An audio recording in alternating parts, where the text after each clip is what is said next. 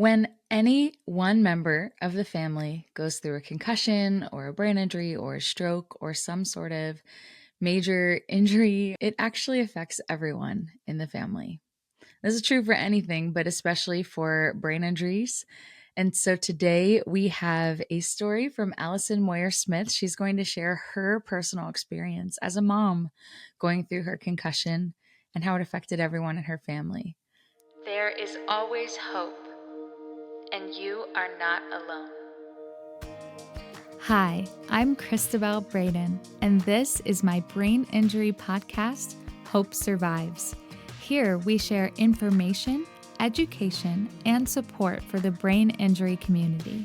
This is an uplifting podcast to bring hope to your darkest days.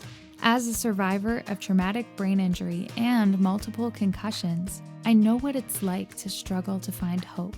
I don't want anyone to feel as alone as I did, and that's why I started my online community called Hope After Head Injury.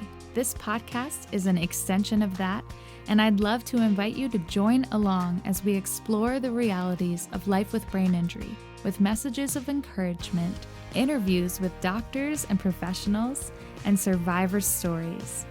No matter where you're at on your journey, there is always hope. With a little hope, you can make it through today. With a little faith, someday you'll get through the pain. Just a little love is enough to light the way through your darkest night. Hope survives. Hope survives. Hi, friends. Welcome back to Hope Survives podcast. I'm so glad you decided to listen today. If my voice sounds a little scratchy, it's because I feel like I'm coming down with a cold. So I apologize if it sounds scratchy in this introduction.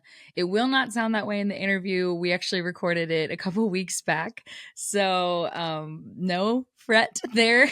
You just have to bear with me for this introduction. So thank you for that. I'm quite tired today.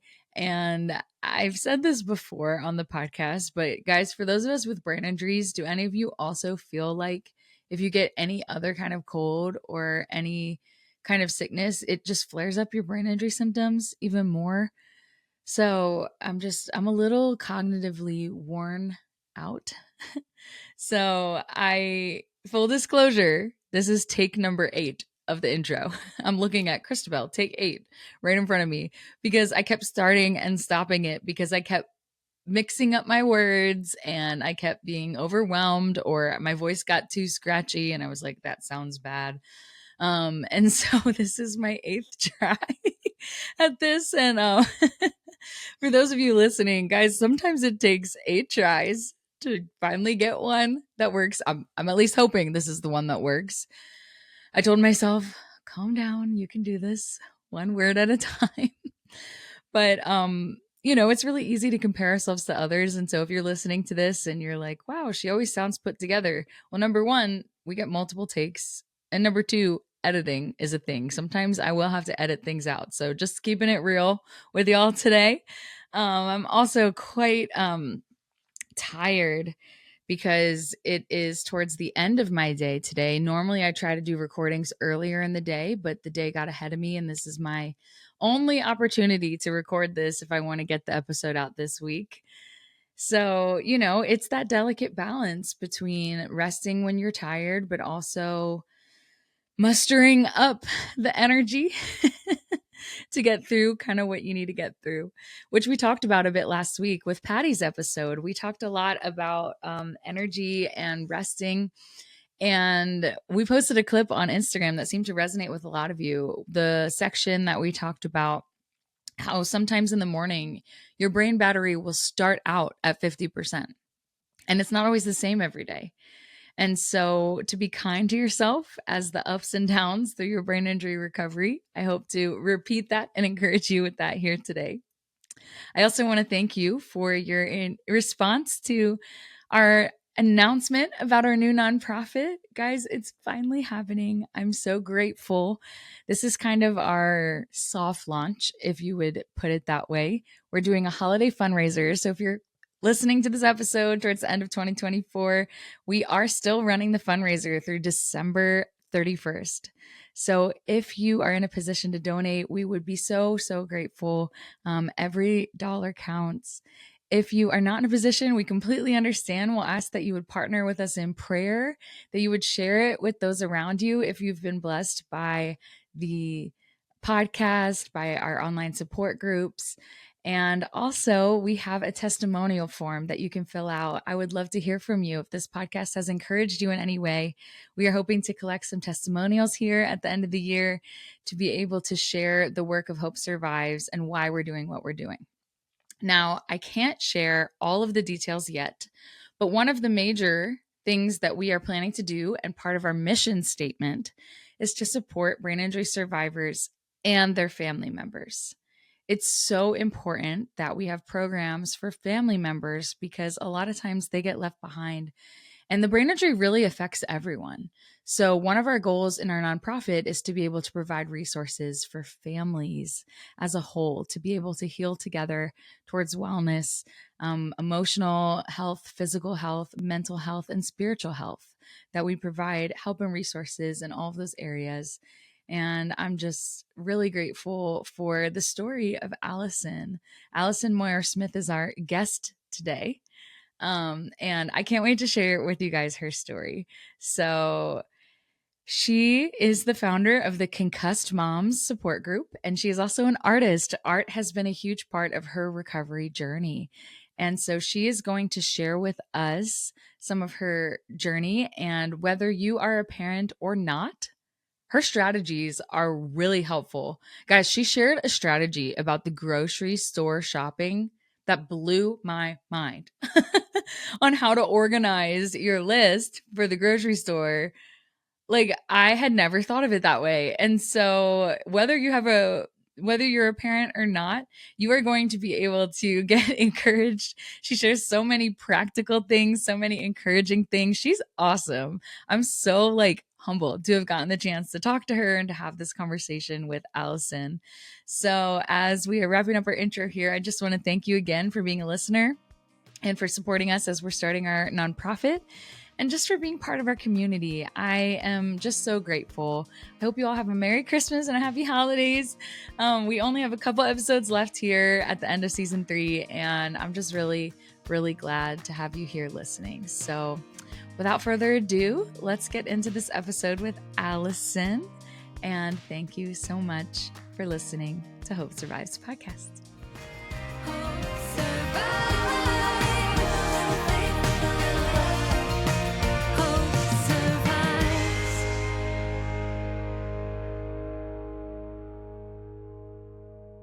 Today, I'm here with Allison Moir-Smith, and she is going to be sharing about her Concussed Moms Support Group, her own experience through having a concussion, and how art has impacted her recovery. So, Allison, thank you so much for coming on the podcast. I cannot wait to hear more about your story. Thanks, Cristabelle. I'm so glad to be here. So before we started recording, I asked you what part of your story feels like it's, the overarching theme. And you said it's how concussion had affected, sorry, I'm stumbling over my words today, how concussion affects the whole family. So I'm really looking forward to hearing more about that. And I think our listeners will be as well. So as we're getting into it, can you start off by just introducing yourself, a little bit of your background, and then we'll get into more of your story? Yeah. Hi, I'm Allison. I am 57 years old. I live in Manchester by the Sea, Massachusetts, which is north of Boston, a little coastal village that kind of looks like Nantucket. Sort of a preppy suburb with a lot of social pressure. So this also plays into a mother's story. I got my first concussion, I now know, when I was 14. I flipped over the handlebars, and I just remember my graduation from middle school having a lot of light sensitivity. I vividly remember this, but not understanding what it was. So I had a concussion at 14. I was skiing with my kids when I was 50. I'm a good skier. I was skiing on my home mountain that I've skied on my whole life. And I think it was the second day I'd ever worn a helmet. And I just slipped backwards, standing still, and got a concussion. But being a mom, we kept skiing for the afternoon because you don't want to wreck the day. And then the third concussion was a year later, being a mom. I was feeling well enough to go hang out on the basketball court with my son. We were playing a game called Knockout. Should have been the tune, should have been the tell. No. And I got bonked in the head. So those are my 3 concussions of my life. Wow. So how did you realize that you had a concussion? Because it sounds like you pushed through and you pushed on. What happened at the third one? Well, it's actually the second one that sort of stopped life. My husband and I made a deal on the ski slope. Said we got to drive 3 hours home. If I don't puke on the way home, we're going straight home because the kids have to get to school the next morning and homework. So I didn't puke, and we didn't do anything. And the symptoms slowly bloomed over time, as they do with women. They don't, I wasn't wobbly immediately like the football players. My symptoms didn't really fully bloom for 5 days. So that's something for women to keep in mind. And I went to the doctor, and this was again 7 years ago. And she said, well, we can't do anything for concussions. Just go home and rest. It will heal by itself, which of course is the worst advice on the planet.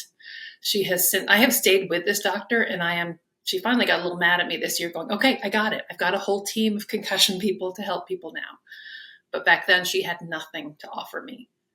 So I came home and I rested in a dark room for months and months and months and months. It was terrifying. It was just terrifying. My kids would read Harry Potter to me when I had to have my head under the blanket, and it was so sweet. They were 9 and 11 at the time. Aww. So the whole family was disturbed. Yeah. We lived in the dark. People brought us meals, sunglasses and hats at night. It was terrible, but the doctor kept saying, nothing we can do, it'll heal, which of course we now know is not true. Get to the doctor immediately and get in proper concussion care immediately. I am Cristabelle. I think of myself as a living, breathing, walking don't. Yeah. I did everything wrong. Yep. Yeah. And it's so sad to me that happened to you 7 years ago, because mine was 16 years ago, and I was told that. And 7 years ago, I was speaking at brain injury conferences. What was it, 2017? So that was the year I released my Hope Survives album, and I was speaking at brain injury conferences and doing so much awareness, and like there was so much more brain injury awareness that there were still, it's just so sad that there's still people today that are being told that. And it's like, we know better now. I just met a mom a couple of weeks ago. I talked about this in my episode on concussions, but she took her daughter to the urgent care after she had a concussion, and they said, just go home and rest and do nothing. I'm like, it's 2024. We shouldn't be being told that. So I'm sorry you went through that. Me too. I'm sorry you went through that. I'm sorry every one of us who's listening goes through that, because it's wrong and bad. I think one of the madnesses of brain injury, though, is we are brain injured. We can't Google for ourselves. We can't be the person that we normally are. I am that one who gets the information, who knocks down doors at doctor's appointments. I get my family where they need to go. I can charm my way into any doctor's office. I'm really good at that. My husband's not the guy who does that. He's more passive. So I needed a me. Yeah. I didn't have one. Everyone needs to find that person who is their fierce champion, who can Google the hell out of the place and find places like, you can see my t-shirt. I'm wearing the Concussion Legacy Foundation t-shirt. Concussion Legacy has a free care finding service. You fill in a form on their website. They can hook you up with vetted local care. This could have changed my life, but I couldn't Google. Yeah.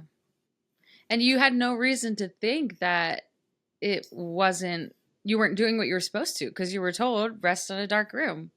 Exactly. So you're thinking, why am I not getting better? So where did your story go from there? So with the second concussion, I got some care, but I got the wrong care. I got treated for vertigo. So I'm now 2 years into this thing. And then finally another year, I got out of the dark room. I could function a bit better. but I still couldn't read after 2.5 and 3 years. And I'm an author, I'm a writer. It was nutty that I couldn't that's read. hard. I now read 52 novels a year. This is the good news, people. I read 52 novels a year. I couldn't read for 3 years. So hope. I love that. I eventually found the right care, and it was quite simple. I did a little bit of vestibular PT. I did a little bit of eye tracking, and I did 6 sessions with a speech language pathologist. That's all it took. Maybe 10 appointments, 20 appointments, and a lot of home rehab. It's maddening. What happened to me, what happens to all of us, should not be happening. So find the care. Find the care you need. It is there. Do not wait. Do not wait. You are so worth it, and your family's worth it too. Because there was a lot of stuff, Cristabelle, I missed out on. Little things like sitting in the stands at basketball because I couldn't handle all the bouncing watching my son. Or one of my worst days was going to CVS with my daughter who needed stage makeup for the middle school play. She was teen Fiona in Shrek. Oh, It was so sweet. And I just lost it in the makeup aisle because she was asking all these questions because it was our first time together. She was 12 and she was excited, and I just kind of lost it. And I had to sit on the floor crying in CVS. That's just sad. So this is how my concussion wasn't just about me. Thank you for sharing that. And the example you gave in CVS too, it's not only, you mentioned your daughter was asking you a lot of questions, but I struggle in the makeup aisle because there's so many little tiny pieces and they're so colorful, and the bright lights coming down from the ceiling, like those fluorescents, and it's like a lot of it's shiny, and it's just like very visually overstimulating. And if you're looking for something specific, everything's so small. So it's so hard to find. And it's not organized by type, it's organized by brand. So you could find it like, if you're looking for something specific, it's like, well, you're not seeing all the eyeliners together. You're seeing it in one brand and then a different, and I don't know. It's overwhelming in general, especially for anyone with some sort of processing or functional issues going on from a concussion. It's just a lot to process. It's a lot. Yeah. And if you add the CVS idea onto the family's necessary weekly grocery trip, forget it. 50,000 items going by at eye level, plus having to remember what you need, plus the black and white checkerboard floor. It's just madness. And this is what concussed moms have to do. We still have to feed our families. We still have to go to the grocery store every week, even though it's a sensory nightmare. Which is why, once I found some other mothers, my recovery changed enormously. So tell me about the Concussed Moms Support Group. So how did you start that? Let's talk about that. Well, it started because first of all, finally, once I got the treatment, then I found support groups. And if you're not in a support group, people who are listening, find one. Find one through your local brain injury association. Find one through Concussion Legacy Foundation, which is where we host the Moms Club, but they have 7 every month. But the support group changed everything for me because finally I wasn't alone. I'd been in my stupid fancy suburb for 3.5 years, all by myself, feeling like a crazy lady who couldn't do normal things. And then I found my people. I found the people who live the life where making the bed is exhausting. Unloading the dishwasher wrecks you for hours. I found those people, and we figured out together that A, I wasn't crazy, B, we shared tips and solutions, and C, I learned so much and I felt so held. But here's the thing. The regular support group of wonderful women who are dear, dear friends, some were single, we were sort of ages 25 to, I was probably the oldest, 50, 51, 52, 25 to 50. Most of the women afterwards would go, oh my God, this hour has been so tiring. I'm going to go rest the rest of the day. And the other mom and I looked at each other and we go, okay, buckle up, because What happens? They get out of school. You've got to drive people. You've got to take them to class. You've got to go to CVS to makeup and the new cleats and the laundry and the dinner and the homework. Your actual workday begins as a concussed mother when support group ends, and you go until you collapse. So I realized, A, I was a little bit resentful that I couldn't rest, but B, I needed to find Concussed Mom. So I asked a friend to start it for us, and she did. And it was wonderful. But then she, had a little bit of a relapse, and she put it in my lap. At that point, I still couldn't do the computer much. And I did an okay job. No, I didn't really do a good job. We limped along. And I did it resentfully for a while because all the back end, the emails and the Zoom and still don't love it. And then I decided I wanted to ask Concussion Legacy Association if they would host it. And they do. And they do all the back end stuff. They do all the emailing. They do all the promotion. They find more moms because of their great social media. So I'm so grateful to them. And I facilitated with a co-facilitator, Janine. And we are a group of between 15 and 20 every month on the first Thursdays. We are mothers with infants. We even had a pregnant mom recently, 2 in late 20s, from Belgium right now to Oakland, California. It's a beautiful, supportive group of people who are living this very challenging life of concussion recovery while loving your family and trying and doing your best to take care of your family. Thank you so much for sharing. And yeah, when you said like your day starts after the support group, right? Being able to having to do all of these things because they're not optional. Your kids can't not eat for a day if you're tired, right? So it's like, what kinds of struggles or symptoms do you find affect moms, and how do you encourage them through it? Yeah, well, we pool our resources on the support group, and things we've learned. I can't tell you how many times my kids' sandwiches, they would have a different sandwich. They got switched in the lunch boxes for years. I mean, years and years that went on because focus is hard. So dumb things like that. So cognitive focus and memory is difficult. One tip someone learned from one of their OTs was she has little kids. So the OT suggested do the upstairs things upstairs in the morning. You lay the clothes out the night before. You get the kids dressed. Once everyone is downstairs for the morning, everyone is downstairs. Get the breakfast ready the night before. So you just have to pull it out of the fridge and everybody eats. But there's no running up and downstairs. There's no forgetting things. There's no last minutes. Really, the most important phrase we use, the two most important phrases in the moms group that we use. Number one is never get into the boom and bust cycle. Don't go hard. Don't get so exhausted that you have to collapse. Always reserve some energy. And one of the ways to help is to do all the upstairs things at once, all the downstairs things at once. And that's such a good idea. Yeah. It's for everybody. Figuring out how to do things in I don't know what the word is, but like bulk do it sort of like, do it everything in the one space at one time, because the energy it takes to go up and downstairs and the balance and everything and the concentration. And that's a really good tip. It's a good one, isn't it? Yeah. I didn't realize too, until I went to my speech language pathologist, moms do 3 loads of laundry a day, totally normal. But she said to me, whoa, you're doing laundry amidst everything else? I'm like, yeah, of course. She goes, walk me through what doing laundry is. Say, well, you gather the laundry. Yeah.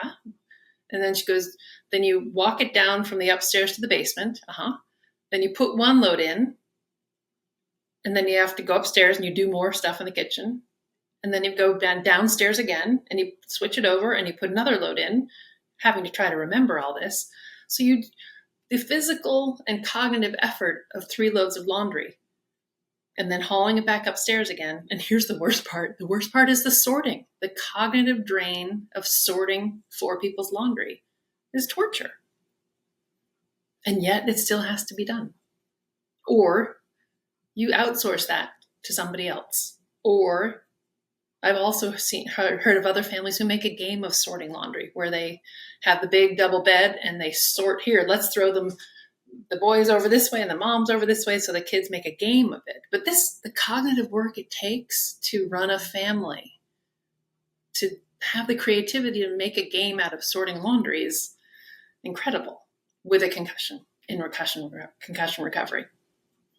Thank you for sharing that. What advice would you have for preparing meals or figuring out what to even get at the grocery store and how to, because that's a big cognitive load as well. Just like, and I don't have a family. I just got married, but just even doing it for, thank you. So we've been married a little, almost 4 months now. And I'm realizing even what we're meal prepping for the week and making sure we get everything we need from the grocery store that's in budget, that's, I'm gluten-free, that's going to be able to be, work in a health standpoint, and that also can make meals that last longer. It's a lot to think about. How do you do that as a mom with kids with a concussion? What kind, do you guys talk about this? How would Absolutely. you encourage moms? I'm going to run to my pantry to get a prop. And I know those that aren't listening can't see it, but I have a prop. Just okay. All right. Well, this is a good chance to let all the listeners know that we also put these on YouTube.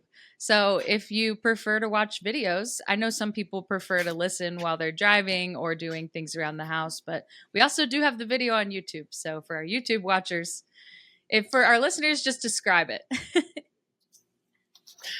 So the advice we give, and I learned this again from my speech language pathologist. I have never kept a grocery list in my life because I didn't need one. Not anymore. My speech language pathologist had me take my child to the grocery store, and Annabelle followed me. I went on my usual route. So one of the tips is same store, same route through the store. So I walk in the store and I take a right. And my daughter had a clipboard, and she watched me pick up my items. The first thing in the store is butter. In my store, it's butter. I take a right, and then I hit the cheddar cheese. So she was following me, just doing my usual route throughout my crazy, just butter, cheese, mozzarella, eggs, lemonade. It's all in as the store goes. Then she came home and she typed it up for me. I have been using and adapting this exact list for 3.5 years. It changes seasonally when we need different things. Blueberries are now out of season, so I crossed it off my list. And now I have 10 copies of this for the fall up in my pantry. We are out of salsa. So I know when we're out of salsa, I just run to the pantry and write it down. I'm trying to reduce the cognitive load. This is I have a killer grocery list. I recommend this for anybody. Bring your husband to the grocery, have him follow you. Keep this on the kitchen counter. He can add things when he runs out of stuff in the right aisle. Yeah, I have never thought about making it in the order of the store. I love that. Literally, we just went to the grocery store the other night and I had made a list of all this stuff, and he contributed as well, of course, but I didn't put it in any sensical order at all. And so it was just and the cognitive task as we're going through the store of what aisle is this in?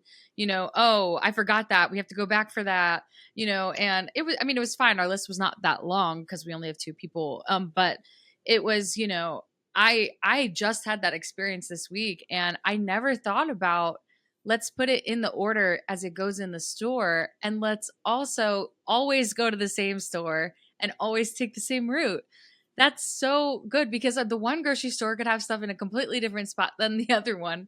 And so that's such a good point. Yeah, we just want to decrease cognitive loads wherever we can. And this thing it's spectacular. I love it. Thank you for sharing. I'm fast, because there were years, probably 3 years of me crying with my cart.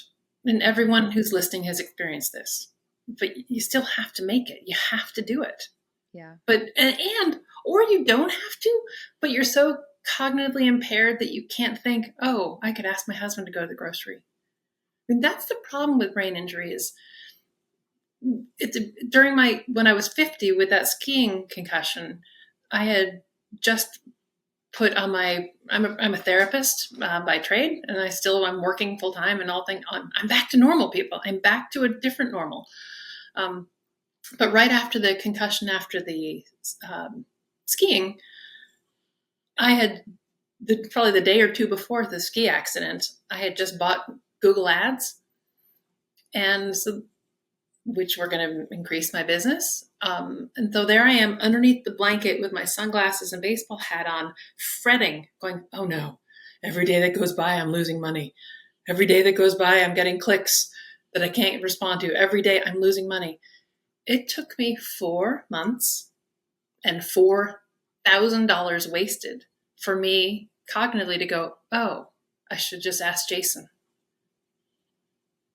But I was so hurt that I couldn't just ask my husband, for whom it was 3 buttons, simple act for him. I wasted $4,000 in Google Ads because I was so concussed. I couldn't think my way through that problem. It's bizarre. Yeah.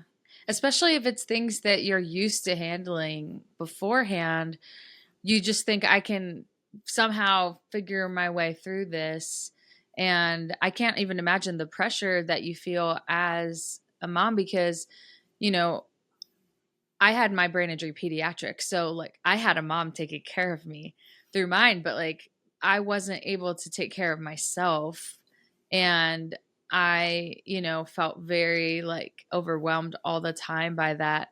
And I just did an interview. I don't remember who I was talking to for the podcast, but we were talking about how symptoms that affect other people, it brings more guilt and shame on me. When, or it has in the past, when I, for example, forget something that only affects me, I can brush that off. But if I forget something that was really important to my younger sister and now she's hurt, or even something, on a larger scale, maybe like, I don't know what to think of, but maybe even like a work thing or a friend thing, or like forgetting someone's birthday or forgetting their name, even though you've met them a bunch of times, or forgetting to answer texts. And like when it affects relationships and when it affects other people, I think it's a lot harder to brush off and give yourself grace for those symptoms. So I know for me, that has been a journey of like communicating to my friends and family. Like if I forget something, it doesn't mean I don't care. Because a lot of people view memory like, they didn't care to remember this. And it's like, well, those have nothing to do with each other in brain injury. So what advice do you have for moms or even fathers and people who've had brain injuries that their symptoms do affect other people all the time? How do you give yourself grace in that? Being a part of a group who understands it helps enormously. I mean, most of the pain that I felt during my most impaired days was about the guilt. Such intense guilt that my children were so deeply affected that we didn't have children over to my house. They didn't have play dates for 3 years because of my noise sensitivity, and I couldn't handle the chaos. There's so many things that they did not experience, or I was different at, or I was weird at. Wearing a hat and sunglasses and having to run out of the basketball place in tears, or, I'm that mom that gets involved in stuff and I had to pull back from everything. So in our group, everyone can relate to this and understand it. And we talk a lot about it. And there's lots of tears about the guilt that we aren't able to give our children the childhoods that we would like to. But I always took comfort once I finally found that first support group in something a friend of mine said. And she grew up when her mom was very, very sick her entire life. And her mom died young. So her mom equally wasn't accessible the way some concussed moms aren't, or we are less accessible. And I'll never forget what she said. She goes, my mom was sick my whole life. But you know what? I could always feel her love. Oh, crying as I say it. I say this every month. I'm going to say this at 1:00 today. Today, our Concussed Mom Support Group meets. And we beat ourselves up for how we're not there for our kids. I always tell this story because some days a concussed mom, all you can do is be on the couch under the blanket and you welcome your kids into your world. They feel you. You tuck them in at night. They see how hard you're working for them every day, even though you're impaired. They feel your love every day. What's exciting, so this is a huge part of our Concussed Mom Support Group. Yes, we talk about all the struggles we uniquely face as concussed moms. And we also take a moment to go, I did this with my kids that I couldn't do last month. I showed up for my kids. I played with my kids. I could have the headphones off with my toddlers for longer this month. We celebrate that we are more and more present month by month as well with our kids. Because if you don't acknowledge it, it just feels like a terrible, terrible blur. So it's a hope-filled group, even though we talk about really hard stuff. And I also ask the moms who are doing better, because of course people graduate out of support groups.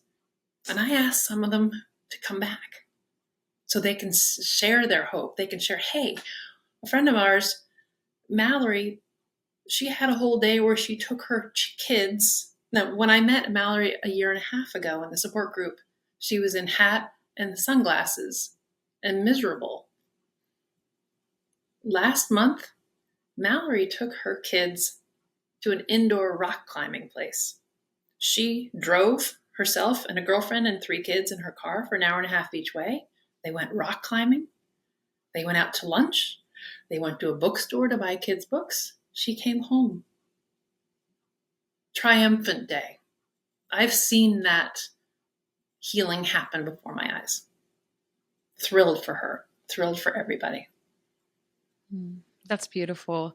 And I think that goes to just the power of sharing stories, right? Of in support, like you said, people graduate from support groups, but for those who have benefited from support groups in their dark times, to go back to them, to encourage others. Like sometimes you go to a support group, not just because you need it, but to be able to be the one to give it. And that's so powerful. Something you said really stood out to me. You said to celebrate being present. And for your Concussed Moms group, it's celebrating being present with your kids. But for I think all of us, that's so important with brain injury, no matter what your life is. Maybe it's your kid, maybe it's your sister, maybe it's your spouse, maybe it's your friend. But celebrate those being present, and every day try to be present with someone, right? And if we can just celebrate those moments that we are able to connect, that is what makes us human, really. It's like the love and relationships and the, those moments of being present. And celebrate how maybe yesterday you couldn't be present as long as you can today. Or if you can't be present that much today, rest and set a goal to be present tomorrow. Yeah. I love that. So I want to hear a little bit about your art. You said that art has been a really big part of your recovery. I've seen your Instagram. Your paintings are beautiful. Thank you. So talk about that. Well,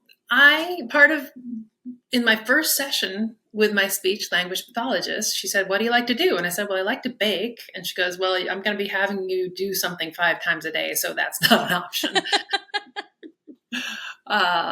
So I said, I think I like art. So she had I took one of my kids' coloring books.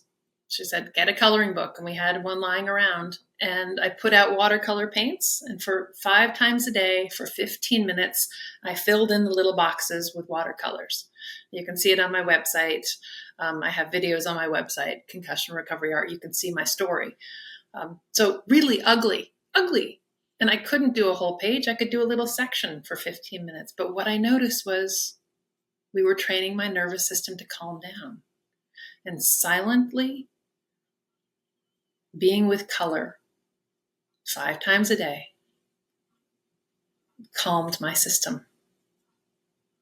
So I moved on once I got bored with that after about a month, because I went, this is stupid.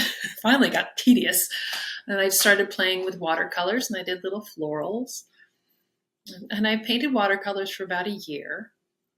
And it felt so good. And I kept making cards for people and just producing. And it just felt good to play with color and to start learning some skills. And I started watching YouTube videos. So as I did more art, I started living more. And I could watch myself starting to learn. This was going from not reading for 3 years to the focus it takes to watch a YouTube video and then do what they're telling you to do. I mean, the cognitive demands of that, it was thrilling, but I didn't really notice it was happening. I just got really curious. And then Santa brought me acrylics. And then it was during COVID, I did an online class, and all of a sudden I met all these nice people. I found another world of supportive people. So my art world I joined this lovely group of artists, and I learned how to paint flowers with acrylics. And then they said, hey, we're all on Instagram. I basically said, what's that? Because I'm old and I thought I couldn't do it because of my brain. And then I joined Instagram, and it all kind of came together. So I've now been doing art for 3.5 years. I do art every single day. I post almost every single day. I'm taking classes. I have a new art community in person, 2 or 3 of them. I've moved on from flowers to portraits, which sounds stupid because it is the hardest thing on the planet to make a human being look human on paper. And I'm really bad sometimes, and I'm really good sometimes. But what I really love about doing this impossibly hard thing is that every day I struggle, I feel the healing. I can't believe I can do this. It's beautiful. It's not for nothing. I'm working really hard. You see how much I work on Instagram.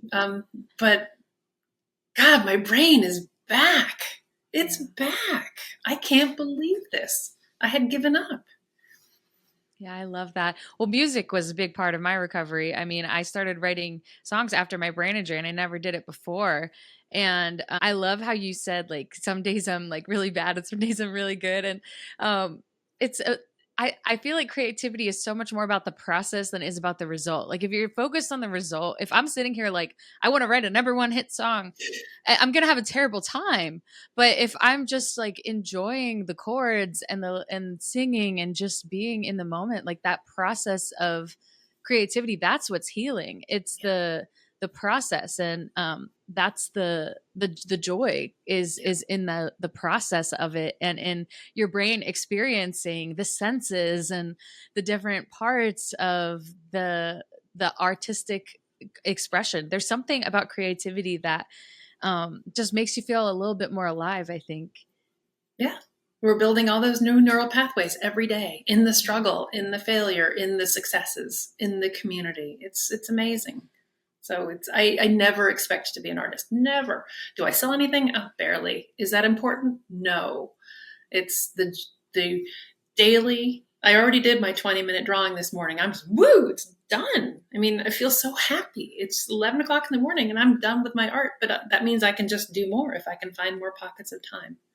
Mm-hmm. And I now teach online brain injury friendly art classes. So I'm teaching some people in brain injury survivors in southwestern Virginia twice a week. And I take a piece of modern art, a really abstract art, and we can copy it. I love and that. It's just this online cool brain injury friendly art classes. People, if you're listening to this and you want to do something creative in art, connect with Allison. That is incredible. I love that. Yeah. So any organizations, I do it with a bunch of different organizations. If you know of any organizations who would like to have me, what I'm finding is these people they're doing art between sessions now.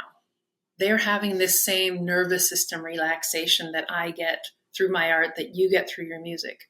Yeah. Art is a tool for that. And there's this wonderful book that you don't need to read, because I did, called Your Brain on Art.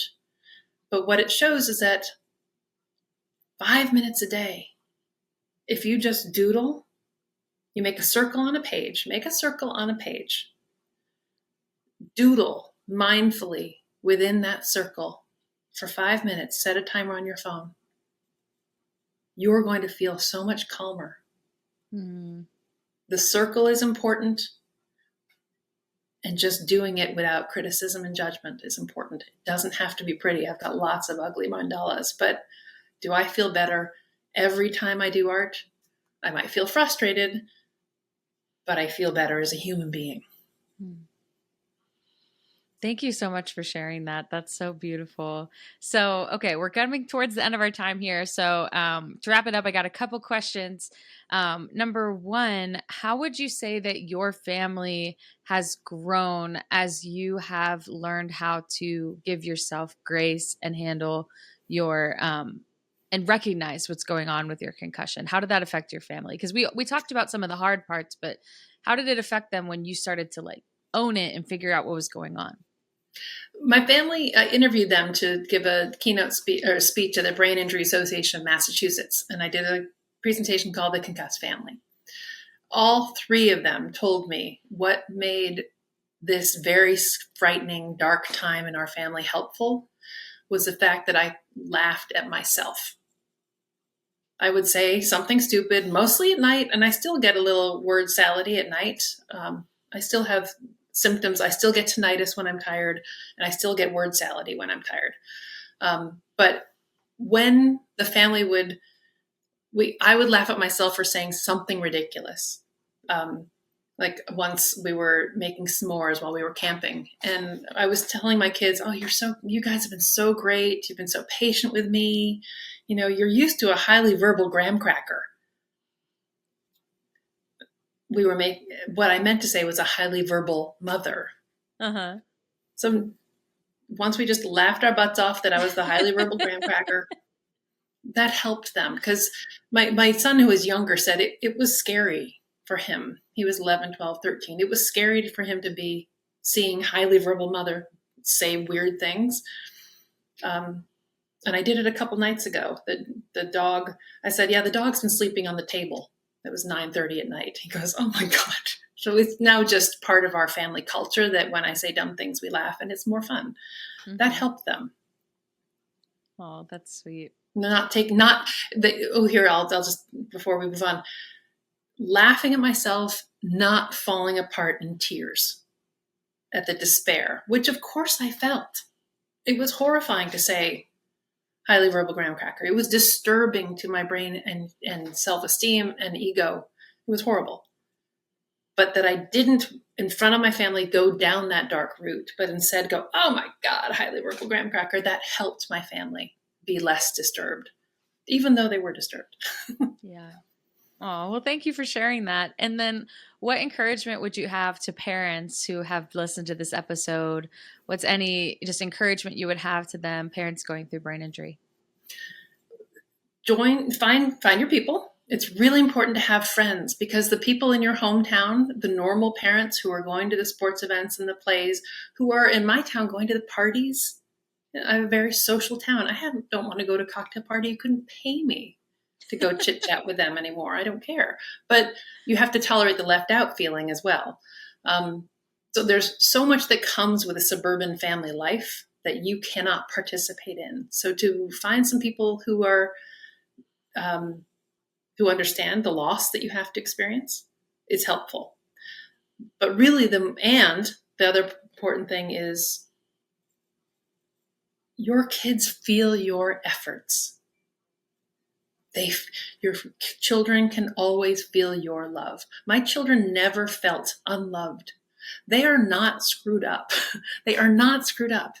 This was a strange experience in our family that went on for a long time. It was hard. But my children are thriving. They're 18 and 20. It was a long, long, hard experience in our life, but we got through it. They are not damaged. We stayed tight and close. It's humbling to not function in front of your children. It is humbling. But if you can own that it is, be patient with yourself and them, because they feel frustrated with you too, and know that you're always Here's the most important thing I can say. We end the group by saying your children can always feel your love. And the other thing we always say is, I ask everybody, are you doing your absolute best every single day for your family? Even if some days that means you just sit on the couch snuggling with your kids. And there's not a mom on that group who says, no, I'm not doing my absolute best. We give as much as we are able. So to remember, if it's just sitting on the couch that day, if it's just lying on the floor while they climb all over your toddlers, that's what you've got. And that's what you gave. And they felt you there. You're always doing your best. And you have to know that and own it and be proud of it. I love that. Thank you so much for sharing. And now this is Hope Survives podcast. So my last question is always, what are your final words of hope? Keep going. Keep going, because I haven't had any treatment in 4 years, Cristabelle. I haven't seen anybody. And I just noticed in the last month, I am healing naturally. For example, we put our HSA healthcare stuff online, so we don't have to write checks anymore. And 3 months ago, I couldn't input information. I was afraid to do anything because it was important. And 2 days ago, I just hopped on, put on the dermatologist information, sent the bill off, and I closed up my computer going, what? So I'm celebrating. I'm still healing. Things that have been hard for 7 years are all of a sudden easier. I'm excited to see what more can happen just naturally over time. So keep going. And you're healing and you're doing art every day. And that's intentional. Like you put an intention to do it every day. And that's like you're doing OT at home. Like, you're making choices that are healthy for your brain, for your body, and for your family. And it's so inspiring. Thank you so much, Allison, for being on the podcast. We could talk a lot longer. We're coming to our end of our time here, but I just want to thank you for sharing your story, for encouragement. For those listening, if you are a mom with a concussion, please join her support group. She is clearly incredible, and you would learn so much by connecting with others. Don't dismiss that piece of this, of realizing you don't have to handle it all on your own. And it goes for anyone with a brain injury. You can also join my support group, my Zoom group. You do not have to live like this alone. You are not alone. There is always hope. So thank you so much, Allison. If people want to get in touch with you, Instagram is concussion_recovery_art. And your website is concussionrecoveryart.com. Yes. So I'll put Find those your people. links. Find I'll your put those links people. in the show notes. Yes. Thank you so much. Thanks for being here. Thrilled. Thanks, Cristabelle. An honor. Thanks so much for tuning in to Hope Survives podcast. Make sure to subscribe and stay tuned, and would love for you to consider leaving us a rating or a review. Check out hopeafterheadinjury.com for more. I'll see you next time. And remember, there's always hope.